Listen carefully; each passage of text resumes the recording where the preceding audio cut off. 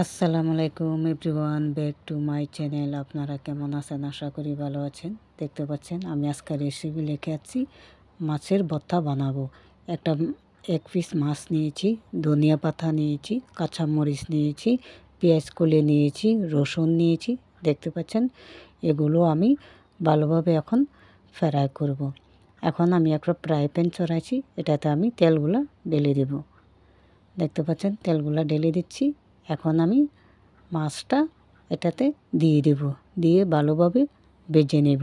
মাছটাতে আমি প্রথমে একটু হলুদ লাগিয়েছিলাম। হলুদটা লাগালে কেন মাছটা একটু কালার সুন্দর আসে।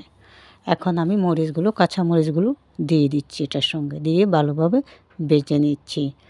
আর প্লিজ আপনারা যেখান থেকে আমার ভিডিওটা দেখেন লাইক কমেন্ট করে যাবেন। এখন আমি 3টা রসুনের কোয়া নিয়েছিলাম, ওই রসুনটাও আমি এটার সঙ্গে দিয়ে দিচ্ছি, দিয়ে ভালোভাবে নাড়াচাড়া করে ভেজে নিচ্ছি। এখন আমার হয়ে গেল ভাজা। দেখতে পাচ্ছেন একটা প্লেটে নিয়ে নিচ্ছি।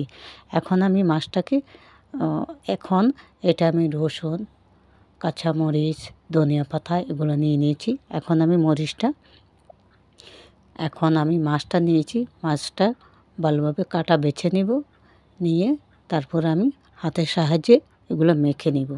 এখন দেখতে পাচ্ছেন আমি মরিচগুলো ঢেলে নিচ্ছি, মরিচের সঙ্গে রসুনও আছে। এখন আমি লবণটা স্বাদ পরিমাণে এখন দিয়ে দিব। আপনারা চাইলে আপনারা স্বাদ পরিমাণে লবণটা দিয়ে দিবেন এটার সঙ্গে। এরকমভাবে ভর্তাটা বানিয়ে খেয়ে দেখতে পারেন, অনেক স্বাদ। এখন আমি পেঁয়াজ কলিগুলো এটার সঙ্গে ঢেলে দিচ্ছি। দেখতে পাচ্ছেন পেঁয়াজ কলিগুলো ঢেলে দিচ্ছি। তারপরে আমি এখন ধনিয়া পাতা কুচি করে রেখেছিলাম, ধনিয়া পাতা কুচিগুলো ঢেলে দিচ্ছি এটার সঙ্গে।